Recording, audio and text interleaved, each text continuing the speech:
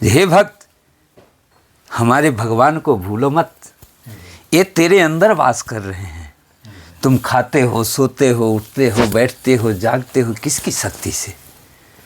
तुम अपनी शक्ति से नहीं। तेरे में तो कोई शक्ति नहीं है, तेरा तो शरीर मिट्टी का है। तेरे में मिट्टी में कितना शक्ति है? मिट्टी में जितना शक्ति है उतना भार को वहन किए हुए है। रही बात जो बोल रहे हो, देख रहे हो और तुम समझ रहे हो, ये क्षमता तेरे अंदर जो वास कर रहे हैं ना, उनमें है, तेरे में नहीं है। राम जी में। हाँ, ये सुंदरता पे मत जाओ, ये वैभव पे मत जाओ, जाति पर मत जाओ, और किसी दुर्दीन आदमी को देख करके हंसा मत करो।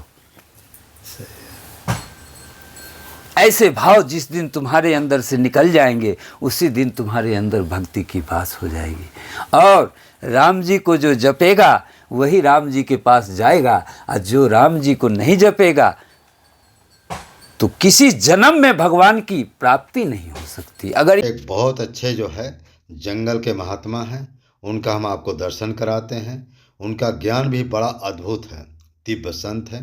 वो ऐसे ऐसे ज्ञान माने ऐसा ऐसे दिव्य ज्ञान बताते हैं जिससे लोगों का कल्याण होता है। और वो हर तरह का जो है उपाय भी बताते हैं, उपदेश भी देते हैं जीव के कल्याण के लिए। और दूसरी बात एक चीज़ और है, हमारे यहाँ एक वकील साहब आते हैं और हर रविवार को आते हैं। उनके पास भी 10-5 लोग आते हैं, और अभी आए थे, ये रविवार को भी आए थे, अभी भंडारा हुआ था कल बसंत पंचमी को, वो भी आते हैं।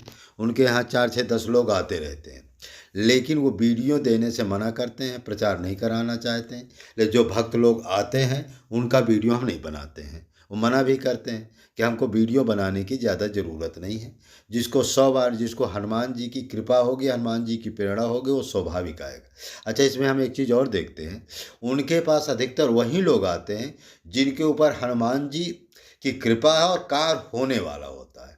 जो 90% कार्य होने वाला होता है, 99%, 100% कार्य होने वाला होता है, तो हनुमान जी उसको प्रेरणा करके स्वाभाविक उनके पास भेजते हैं, माने चित्रकूट आते हैं हमारी कुटी में वो संत जी के पास। और जिसका कार्य नहीं होने वाला होता है वो चाह करके भी नहीं आ पाता, क्योंकि भगवान हनुमान जी वैसी प्रेरणा कर देते हैं, वो नहीं आ पाते। और इस समय अभी कल दो कुछ भक्त लोग आए थे उनके पास, उन्होंने अब वीडियो तो नहीं बना सके, लेकिन उन्होंने उन भक्तों से एक ही चीज़ उन्होंने कहा कि व्यक्ति के ऊपर समस्याएं आती क्यों हैं। देखो, तुम्हारे घर में जैसे 10 लोग हैं या 5 लोग हैं, किसी को शनि साढ़े साथी की बाधा है, ठीक है, किसी को पितृदोष की बाधा है, किसी ग्रहों की बाधा है, और कुछ रोगी है। ये क्यों रोगी है, ये 3 प्रकार से उन्होंने बताया। पहली बात है पितृदोष, जो तुम्हारे पितर लोग मर गए हैं, बाबा दादा मर गए हैं, वो जो है या तो प्रेत योनि में चलेंगे या पितृलोक चले गए। जो पितृलोक चले जाते हैं उनका भी उद्धार नहीं होते हैं, जिनकी अकाल मृत्यु हो जाती है वो प्रेत योनि में चले जाते हैं, उनका उद्धार नहीं।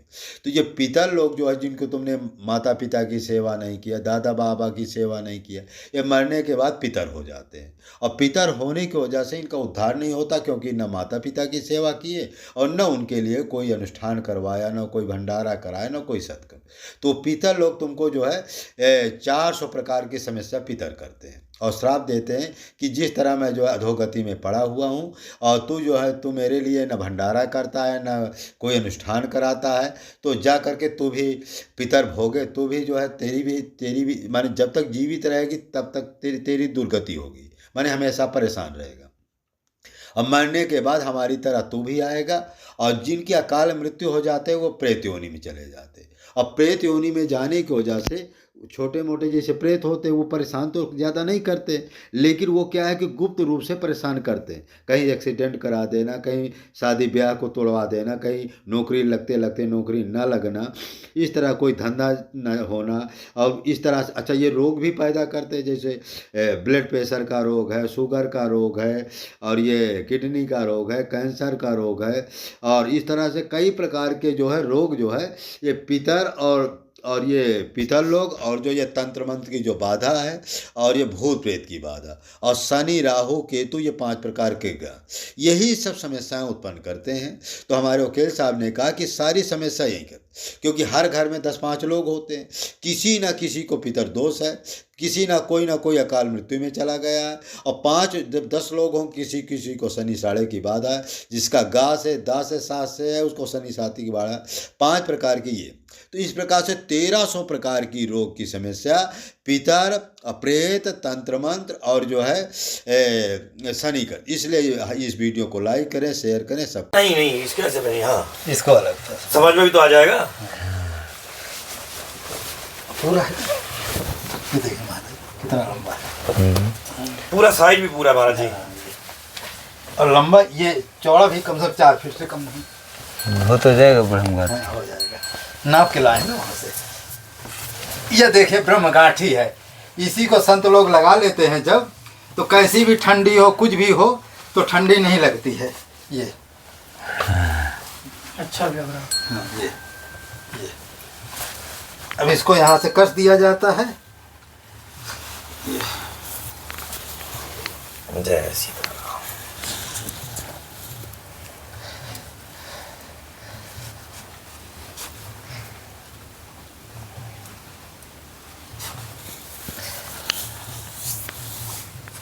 जैसे आप लोग कपड़ा पहनते हैं ना, बल्कि उससे भी ये वैसे है।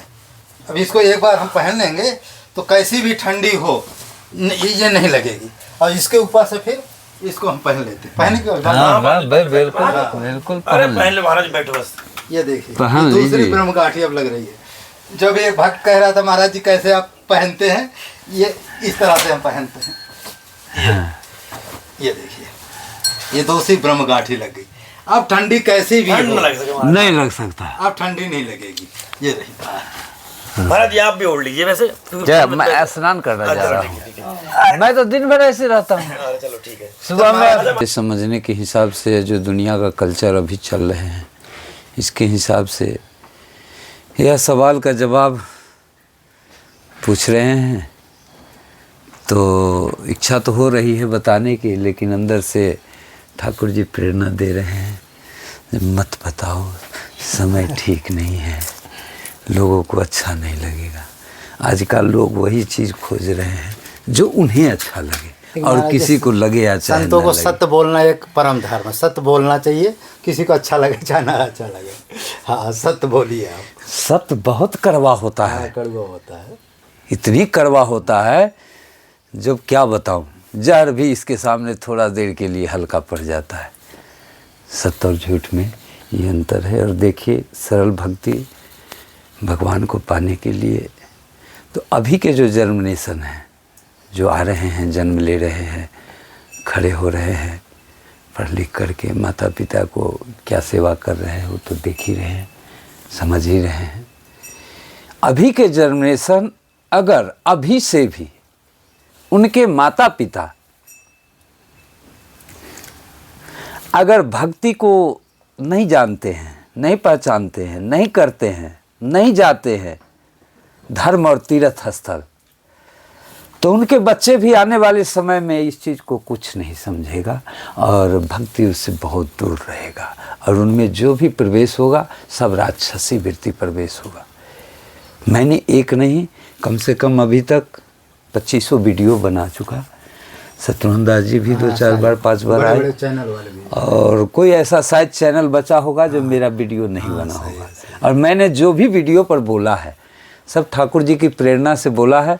मैं तो कुछ बोलने आता नहीं, मैं तो जंगली ठहरा, मैं तो बस खाता हूँ, सोता हूँ और तो कुछ करता नहीं। ठीक है। और अभी के जनरेशन के लिए सबसे सरल भक्ति, अगर वो भक्ति पाना चाहता है तो जब तक माता पिता की सेवा नहीं करेगा, बिना कोई मंत्र का, बिना कोई परेशानी की, बिना कोई पैसा का, बिना कोई समय का, ये भक्ति हर घर में उपलब्ध है। महाराज जी एक बात थोड़ी सी रुकेंगे। माता पिता भी ऐसे हो चुके हैं ऐसे हो चुके तो क्या हुआ, अगर माता पिता गलत है, चाहे उसको भाव नहीं बनता है भक्ति के प्रति, अगर हम समझ रहे हैं उनके औलाद हो करके नहीं भक्ति भी कुछ है, भगवान भी कुछ है और संत भी कुछ है जो उनके माता पिता से ज़्यादा ऊंचे दर्जे पे बैठे हुए हैं, जो हमें ज्ञान प्रदान करते हैं। चलो मेरा माता पिता अगर नहीं ऐसा कर रहा है तो मैं ही सीख लूँ, मैं ही इसका अध्ययन कर लूँ, मैं ही इसका सत्संग कर लूँ, मैं ही तीर्थ धाम करके और कुछ ज्ञान प्राप्त कर लूँ, जिससे कि हमारे जैसे सपोज दैट अभी के समय में 6 महीना पहले एक लड़का त्रिपुरा से आया जो पूरे ही बिल्कुल मांसाहारी और राक्षसी वृत्ति के थे। उधर जानते ही नहीं राम क्या होते हैं, लक्ष्मण क्या होते हैं, सीता जी क्या होते हैं। ऐसे जगह से वीडियो पर मेरे पास एक लड़का आया, मैंने उससे पूछा तो उसने सारी कहानी बताई अपने परिवार की दिनचर्या। कहा महाराज जी, गुरु जी, मेरे क्षेत्र में पूरा ले लीजिए, मेरी घर की तो बात छोड़ दीजिए, राम और सीता क्या हैं, कौन हैं, कहाँ हैं, ये उनको मालूम नहीं है। हम कहते तो तुम कैसे आ गए राम सीता के सत्संग पर चित्रकूट? ये बड़ी अजूबा बात है। जिसके माता पिता कभी सत्संग नहीं किया, कभी तीर्थ नहीं गया, कभी धाम नहीं गया, उनके बच्चे कैसे आ गए यहाँ? कह जे आ गए हम इसलिए कि आपकी सत्संग हमें बहुत प्यारी लगी और इतना सुंदर लगा, जो आने की इच्छा तो बहुत दिन से कर रहा था, जब से सुना तब से। नहीं, किसी तरह से माता पिता को मनाते मनाते, झूठ बोलते बोलते मैंने उनका साथ छोड़ करके और चित्रकूट धाम सीधा पहुंच गया। उसका प्रभाव भी सुन लीजिए। जब वो आया तो हमसे कहा जी कि महाराज जी, मुझे भक्ति करना है और भगवान का नाम का स्मरण करना है, कैसे होगा? अभी शादी नहीं किया बच्चा, कंप्यूटर का कोर्स करता है, अपना जो भी मिल जाता है घर परिवार अपना चलाता है, विशेष अमीर भी नहीं।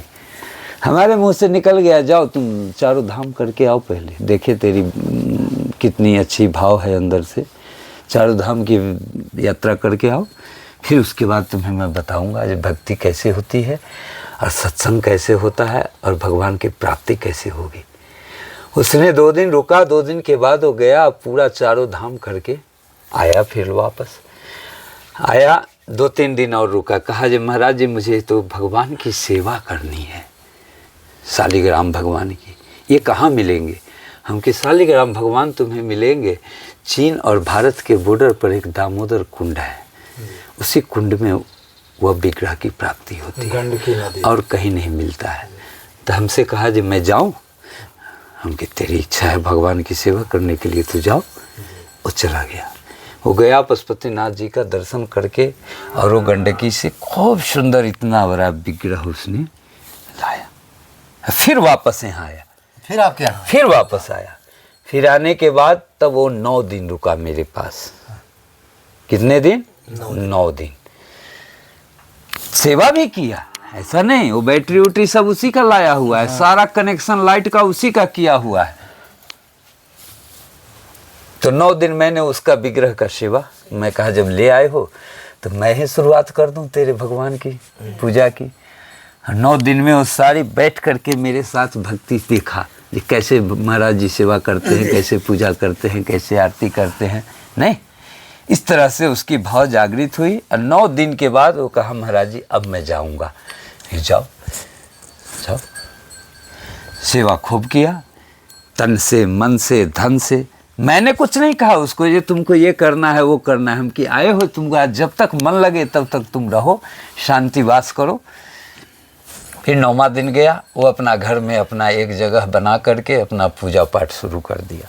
पूजा पाठ जब उसने शुरू कर दिया तो उसके माता पिता देख करके दंग रह गए और उससे चिढ़ने भी लगे, जी ये क्या करने लगा? यहाँ तो सब आदमी मांसाहारी है, सब नित्य मछली और मांस और उल्टा सीधा खाने वाले हैं, और वहाँ पे भगवान को ले आया। तो जिस दिन से वो भगवान का सेवा शुरू किया उसी दिन से उसके घर में मांस मछली और शराब बंद हो गई। और जिसके माता पिता कभी आज तक 70 साल के उसकी उम्र है दोनों की, मैं वीडियो पर सब दिखाया है हमने। आज तक कभी कोई धाम तीर्थ नहीं गया, कभी कोई संत का संगति नहीं किया, और उसके भगवान ले जाने से, उसकी पूजा शुरू हो जाने से पहली बार उसके माता पिता तीर्थ धाम करके बस के द्वारा, और लोग भी थे, पूरे बस की जाती है ना यात्रा, वह यात्रा करके अभी 2 दिन पहले वो लोग पधारे हैं। तो अगर पुत्र अगर सपुत्र हो तो माता पिता को भी भक्त बना देगा। बहुत सही। कोई जरूरी नहीं जब माता पिता ही भक्त बने और हम मांसाहारी बने, ऐसी भी कोई जरूरी नहीं। यानी उसकी भक्ति देख करके, उसकी भाव देख करके उसकी माता पिता के भी अंदर ये भाव आया, जब मैं भी तीर्थ करूंगी, मैं भी संतों का दर्शन करूंगा और मैं भी भगवान की चरण रज का प्राप्ति करूंगा। ऐसे उसके भाव आए तो दोनों मिलकर के, जबकि उस लायक नहीं थे, वो तीर्थ करने के योग उनका शरीर नहीं रह गया, लेकिन फिर भी हो गए। और अमानत ठाकुर जी की कृपा से अभी 2 दिन पहले हमें फ़ोन आया, जे गुरु जी मेरे माता पिता आ गए तीर्थ धाम से सकुशल। हम कि कैसी अब भाव है? तो पहले के अपेक्षा अभी बहुत सुंदर भाव है, इतनी अच्छी भाव है, जब पहले से ज़्यादा मेरा भी मन लगने लगा कि चलो अब हमें ऐसा लगता है कि हम अच्छे घर में हैं और भगवान की हम पूजा पाठ करके अपना जो भी गुरु के द्वारा मिला हमें मंत्र, उसका उच्चारण करके अपनी दिनचर्या को चला रहे हैं और धीरे धीरे विकास की तरफ बढ़ रहे हैं, विनाश की तरफ नहीं। तो कहने का मतलब है, जिनके माता पिता नहीं करते हैं, अगर पुत्र अगर जवान हो गए हैं, उनको ज्ञान हो गया है, तो कोई बात नहीं। हम माता पिता को भी अपने भक्ति से अपने भाव के अंदर अंतर्गत कर लेंगे और उनको आना ही पड़ेगा, कोई बड़ी चीज नहीं। लेकिन पुत्र ऐसा हो तो, पुत्री ऐसा हो तो, मतलब इसमें सर्वप्रथम अपने कल्याण की भावना पहले तो खुद में हो, पहले तो हाँ, पहले तो स्वयं में हो कल्याण की भावना, फिर जाकर दूसरे को मैं अपने बस में कर और फिर कल्याण की भावना हो तो इसका भी फिर दूसरा है कि फिर संत का संग करे, प्रथम भक्ति संतन का। अभी तो लोग तीर्थ जो आते हैं घूमने, मैं तो देख रहा हूँ, मैं तो 12 साल से नित्य परिक्रमा ठाकुर जी की लगा रहा हूँ। मैं नागा नहीं करता कभी, और चीज़ भले ही नागा हो जाए, और चीज़ तो नागा होने की सवाल ही नहीं है। जब एक जगह स्थायी है तो 4 बजे से ले करके और 12 बजे तक नेट ड्यूटी 8 घंटे करता हूँ, और फिर 2 बजे से ले करके और फिर 9 बजे तक मेरी ड्यूटी है यहाँ कुटिया की सेवा में और ठाकुर जी की सेवा में। और 2-4 गैया हैं, धीरे धीरे एक लाए थे, एक अपने मन से आई थी, और आज एक के जगह पर 4 खड़े हैं। तो मैं उनको भी नहीं भगा सकता, क्योंकि वो भगवान ने भेजे हैं, हमने कहीं से नहीं लाया, किसी से दान में नहीं लिया। कोई 5 गाय पालेगा तो 20 लीटर दूध निकालेगा, मैं 1 गाय पाल के 14 लीटर दूध निकाला 5 महीना। आज भी मेरी गंगा 8-9 लीटर दूध देती है, 7 महीने हो गए उसे बच्चा दिए हुए। तो ऐसे गाय को मैं हटा 7 महीने से लगातार दूध दे रही है। हाँ, वाह। अभी 2-3 महीने और देगी, आज हमारे 10 महीने अभी और देगी। अभी बनी कि नहीं? नहीं बनी है अभी और देगी दूध है। ये लाल रंग की जो गाय है, ये यहीं अपने खूटे की है। महाराज जी क्या वो रंजन विभाग वो उखाड़ दिया है? मैं बनाया कहाँ, मुझे उखाड़ देगा? मैं इतना चूतिया हूँ? अच्छा। मैं दूसरे वाला खेल नहीं खेलता, मैं तो ठोस काम करता हूँ। देर होता है लेकिन दुरुस्त से करता हूँ। पैसा लगा है ना उसमें भगत का, तो भगत का पैसा लगाया तो मैं उजाड़ने के लिए थोड़ी बनाया। जब 2 लाख रुपये हमारे पास सब सामान आ गए, ऐसी बात नहीं है, सामान लगभग सब बिल्कुल व्यवस्था हो चुकी है, बस अब सिर्फ उसको खड़ा करने की देरी है। अब जिस दिन इनका आदेश होगा उस दिन खड़ा भी कर दूंगा। मैं अपने से तैयार हूँ बिल्कुल, उजाड़ने पुजारने वाला काम नहीं, ऐसा काम नहीं करूँगा। इतनी मेहनत से कहाँ से कैसे अमेरिका तक के मेरा आया है सहयोग इसमें, 70,000 रुपया कुटिया के लिए। आज भी वो आया था, अखिलेश सुबह से था, तो फिर क्या कहते हैं गिट्टी, सीमेंट, गेट, ये सब के लिए सब पैसा 20,000 रुपया वो दे के गया है। तो कहने का मतलब गौशाला की हमारी तैयारी है और बनाऊंगा तो जैसे हमारा जीवन कट जाएगा इस कुटिया में, वैसे गौ का भी जीवन कट जाएगा। और जो आगे आएंगे साधु भगवान, संत भगवान, तो बनी बनाई हुई पर आनंद लेंगे, उनको कुछ बनाने की ज़रूरत नहीं पड़ेगा। मैं अपने लिए तो कुछ कर नहीं रहा हूँ, अपने लिए तो लंगोटी और झोली जिंदाबाद, जाऊँगा भी तो यही लेके जाऊँगा, और रह भी रहा हूँ।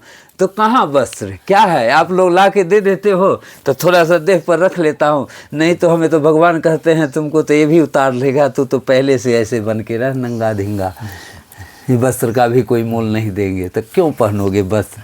तो सुबह से ऐसे नंगा धिंगा थोड़ा सा एक चादर। आज राम नाम की चर्चा महाराज जी साहब, महाराज जी थोड़ी सी नाम महिमा सुनना चाहेंगे आपसे कि राम नाम की महिमा थोड़ी सी।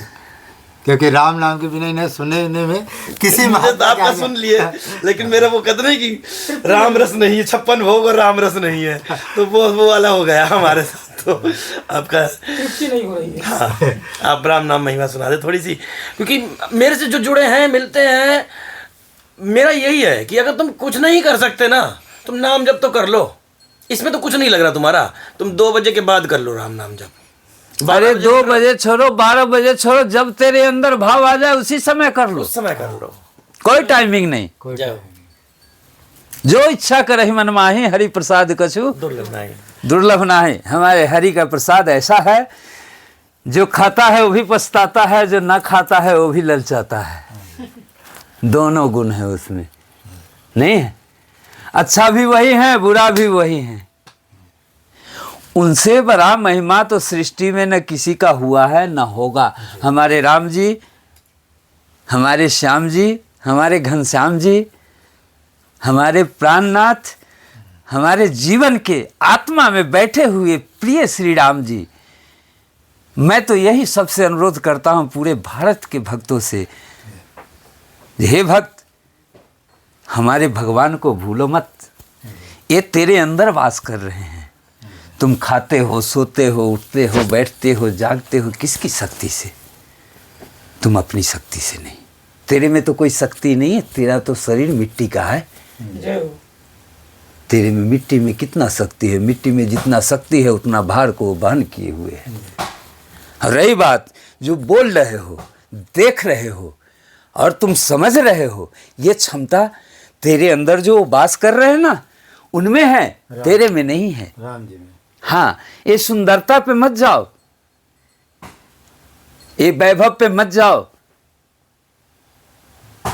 जाति पर मत जाओ, और किसी दुर्दीन आदमी को देख करके हंसा मत करो। ऐसे भाव जिस दिन तुम्हारे अंदर से निकल जाएंगे, उसी दिन तुम्हारे अंदर भक्ति की बास हो जाएगी।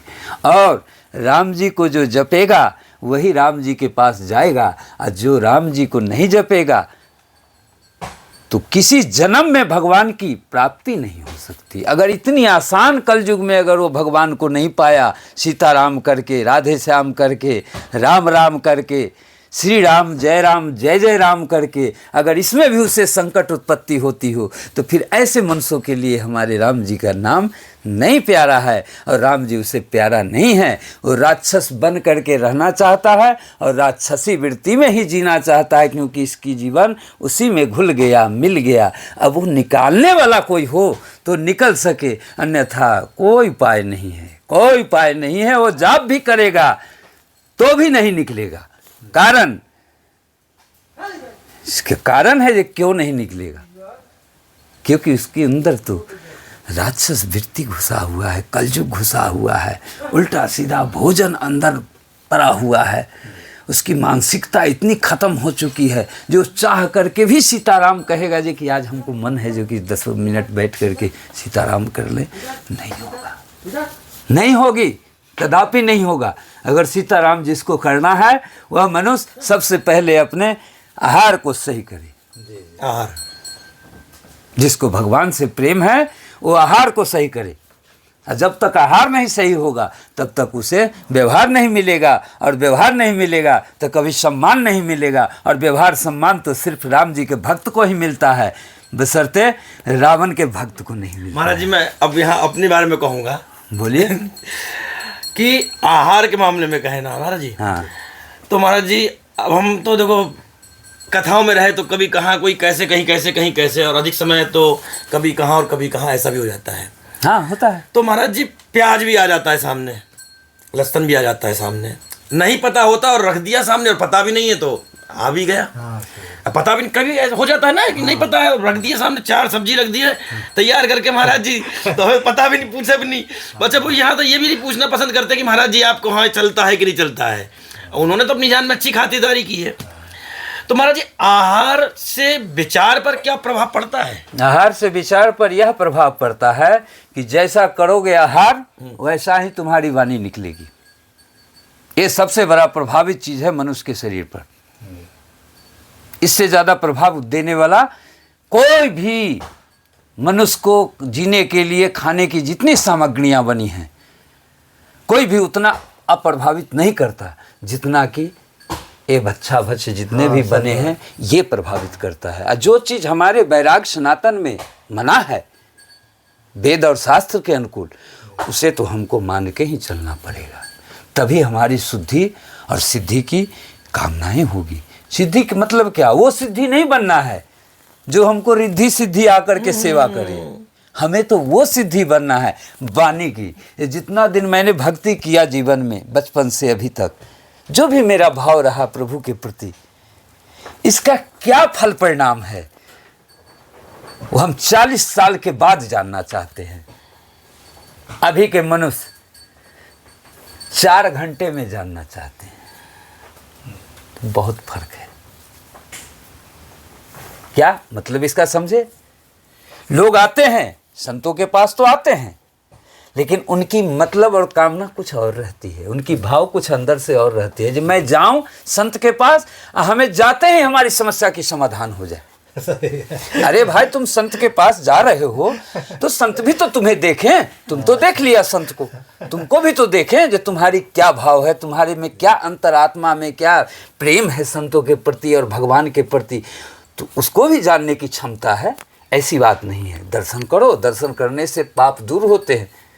संत दर्शन में कहाँ ही सुना ही बहुविधि सब संता, सब संत बात करते हैं, सबका बात करने का अलग अलग तरीका है, लेकिन आंसर तो एक ही होता है। चाहे कितने फार्मूला से कोई हिसाब बना लो मैथमेटिक्स का, लेकिन आंसर वही आएगा जो सत्य है। 100 सवाल जवाब राम।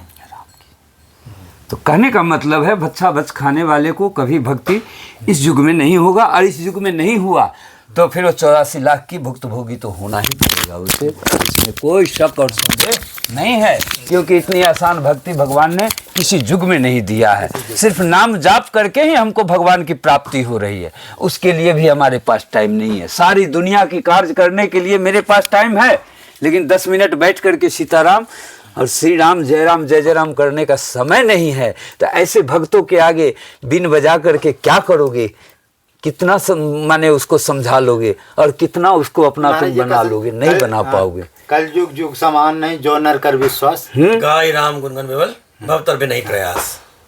असंभव। जितने भी रामचरितमानस में चौपाई, दोहा, सोरठ, छंद लिखे हुए हैं, ये सब मंत्र है। इसको जो धारण करेगा वही भक्त बनेगा, जो हनुमान चालीसा का पाठ करेगा वही भक्त बनेगा, जो सुंदर कांड का पाठ करेगा वही भक्त बनेगा, अन्यथा कोई भक्त नहीं बनेगा। अगर बन रहा है तो दिखावा है और आदमी को पाखंड करके उसको ठगना है, इसके अलावा कहीं कुछ नहीं है।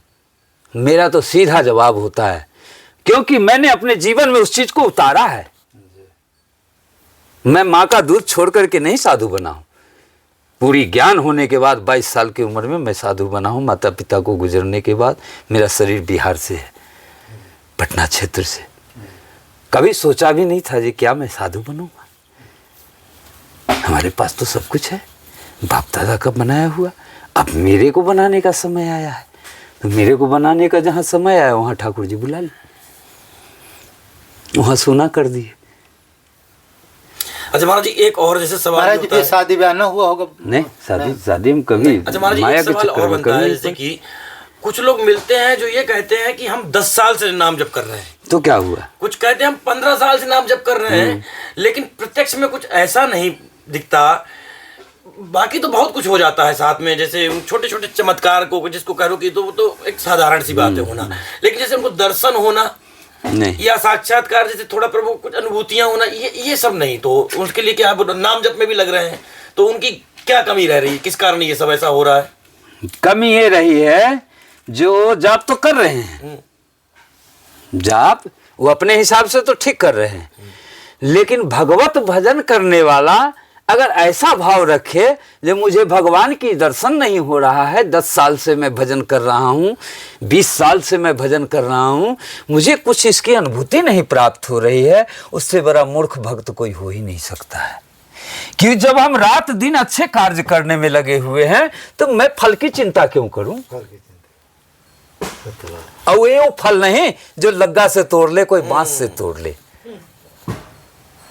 हमारे राम जी के भक्त कोई भी अगर ऐसा सोच के समझ के अगर ऐसा सवाल करता है तो वो महामूर्ख है। अरे तुम्हें उस भजन की प्राप्ति, उस भजन की अनुभूति, उस भजन की अनुभव उस समय मिलेगा जिस समय तो कोई कुछ करने लायक नहीं रह जाओगे, और उस दिन तुम्हें वह भजन काम आएगा।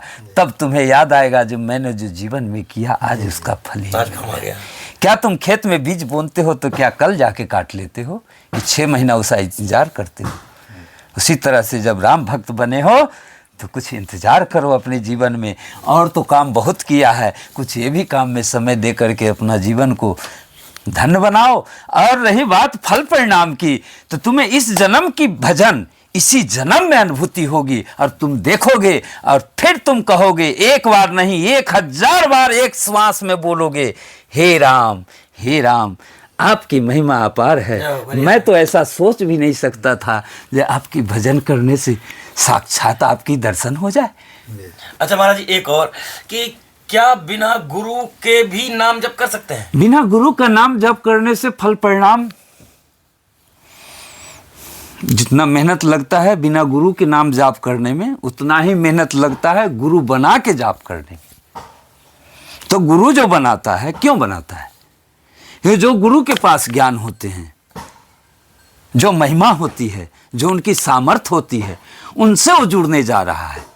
तो जिसको भी गुरु जोड़ता है तो उसका आशीर्वाद भी उसके साथ मिलते रहता है।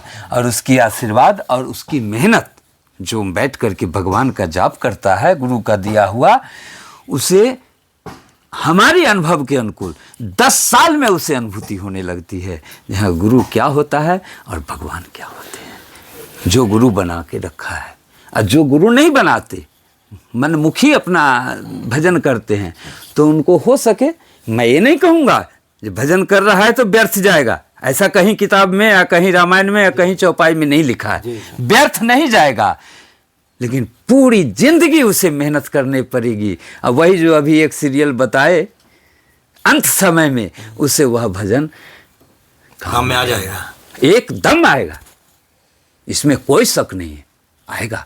लेकिन उसका आनंद जो होता है भजन का, वो चीज़ उसे पूरे जीवन में नहीं मिलेगा, सिर्फ भजन ही करते रहेगा। वो अनुभूति उसको बाद में मिलेगी, जब वो किसी काम का नहीं रह जाएगा, कोई उसे सेवा करने वाले नहीं रह जाएंगे, कोई उसे एक गिलास पानी देने वाला नहीं रह जाएगा। तो हमारे भक्त तो इतने, भगवान इतने दयालु हैं जो ऐसे भक्त को वो संग पानी पिलाने के लिए पहुंच जाते हैं। बोलो सिया हो रामचंद्र जी की जय। हमारे भगवान की ये सब लीलाएं हैं, और उनकी कथा और उनकी गाथा मैं क्या गा सकता हूँ। इस सृष्टि में कोई ऐसा जन्म ही नहीं लिया है किसी युग में जो उनकी कथा को गा ले और उनकी महिमा को बखान कर ले। जितना बखान करूँगा उतना ही कम पड़ जाता है, इसीलिए मैं विशेष आगे नहीं बढ़ूँगा। और एक कमेंट बस, एक भक्त ने हमको कमेंट किया कि कुछ लोग राम राम जपते, कुछ लोग सीता राम जपते। हाँ। कौन सा मंत्र हम जपे? ये मंत्र नहीं है, अच्छा अच्छा, न राम राम मंत्र है और न सीता राम मंत्र है, ये नाम जाप है, जाप। नाम जाप। क्योंकि उसमें महाराज क्या, कुछ महात्मा कहते राम राम जपो, कुछ महात्मा कहते सीता वो राम। अपने मन से बोल रहा है ना, भक्त लोग ऐसे दुविधा में फंस जाते हैं कि राम जपे कि वो अपने मन से बोल रहा है ना, जितना उसको ज्ञान है उतना वो बोल रहा है, अच्छे तो बोल रहा है, जितना ज्ञान है उतना तो कह रहा है। अरे राम राम जपो, सीता राम जपो। एक दिन राम राम, जब वाल्मीकि जी उल्टा नाम मरा मरा जप करके जब वो ब्रह्म ज्ञानी बन सकते हैं, तो क्या हम सीधा नाम जप करके ब्रह्म नहीं बन सकते हैं, मनुष्य नहीं बन सकते हैं, साधु नहीं बन सकते हैं? बन सकते हैं, लेकिन हमको उसके लिए उतना समय देना पड़ेगा। और सीताराम और राम राम हमारे राम जी के मंत्र में नहीं आता है, नाम है, नाम जाप कर सकते हैं। मंत्र तो 3 ही है, खड़ाक्षर, शरणागत, युगल मंत्र श्री राम जी का, जिसमें श्री नहीं लगता, अच्छा ओम नहीं लगता। जी जी, हमारे राम नाम में ओम नहीं लगता, बाकी सब मंत्र में ओम का उच्चारण है, बिना ओम का कोई मंत्र नहीं है। एक सिर्फ हमारे श्री राम जी का मंत्र है जिसमें ओम का मात्रा नहीं लगता है। बड़ी बड़ी और कुछ पूछिए। क्या पूछिए? महाराज तो कुछ सवाल वैसे थे जो आपके साथ रख ली। और कहाँ खो गए आप तो बहुत दूर चले गए हैं। हाँ? आपने गागर में सागर भर दिया। सागर है सागर। महाराज एक छोटा कमेंट और आता है, मुक्ति और भक्ति में क्या अंतर है? मुक्ति और भक्ति में, भक्ति मिला है भक्तों को भजन करने के लिए, और मुक्ति उसे कहते हैं जो हम भजन करके ठाकुर जी के चरण रज में मिल जाएं, उसे मुक्ति कहते हैं। और ये मिट्टी में मिल जाएं, गड्ढे में मिल जाएं, नरक में मिल जाएं, उसे मुक्ति थोड़ी कहते हैं, उसे तो मौत कहते हैं। वो मौत कहते हैं।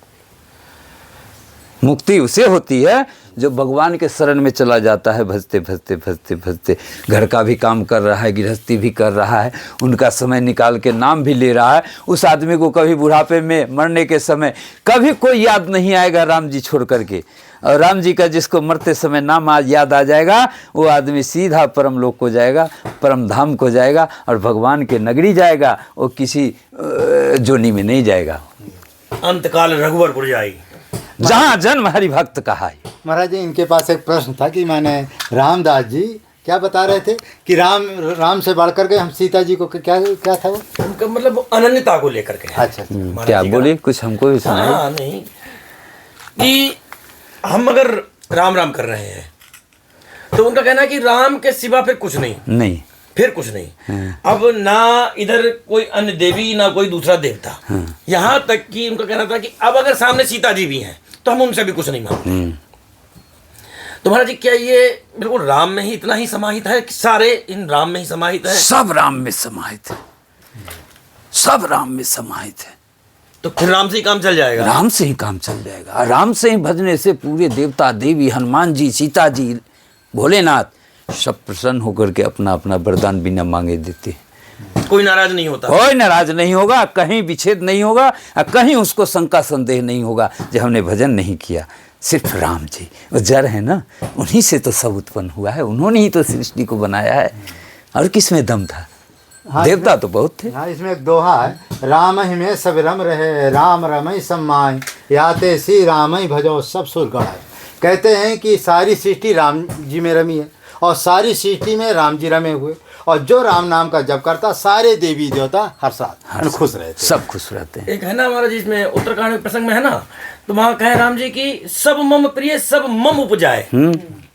रामचरितमानस की चौपाई है। सब मम प्रिय हैं और सारे मेरे प्रिय भी हैं। सब मम उपजाए, सारी उत्पत्ति सृष्टि की जो भी कुछ है, जय त्रिपुर देवनाई सृष्टि सहाय संग सहाय न दूजा, तो फिर ये तो राम जी हो गए। लेकिन यहाँ ये जो हो जाता है ना कि कुछ लोगों ने जो मतभेद कर दिया कि अब भागवत सुनो तो ही कल्याण है, या शिव पुराण की कथा सुनो तो ही कल्याण। महाराज, कथा के नाम पर टोटके बताए जा रहे हैं, चुटकुले सुनाए जा रहे हैं, कथा कहाँ सुना रहा है कोई? और नाच गाना, महाराज जी मैं आपको बताऊँ, हम मेरे को जो ठाकुर जी सेवा दिए, हमसे कथा में कोई कह देता ना महाराज जी कभी कि जरा वो भजन सुना दो, हमें आता ही नहीं है, हम फिर तुरंत कहते हैं वो नाचने वाला भजन। महाराज जी आज तक मैंने कथा में कहा कि तुम अगर नाच दिया हम उठ के चले जाएंगे। कथा में नचाने के लिए नहीं बुलाया तुम्हें, तुम्हारा नाच बंद कराने के लिए बैठाए हम यहाँ पे। नाचने गाने का क्या मतलब पड़ा महाराज जी? बिल्कुल नहीं महाराज जी, कथा तो फिर कथा होनी चाहिए, उसमें चुटकुले एक प्रसंग बस कुछ आ जाए तो एक चलो, नहीं तो एक ऐसे ऐसे कथा के नाम पर टोटके बता रहा है कि ऐसे करो तो ऐसा होगा। महाराज जी, फूल तक चढ़ाना तो सुना था, पत्रम पुष्पम फलम तोयम। एक ऐसा बताया कि शंकर जी पे कांटे चढ़ा दो ला करके दो। बताओ, मैं सुना कांटे चढ़ाने से भी यार देखो कि बोले हाँ तुम्हारे जीवन के कांटे निकल जाएंगे। मैं बोला शंकर जी ही मिले, इन्हीं के ऊपर चढ़ा दो ला करके।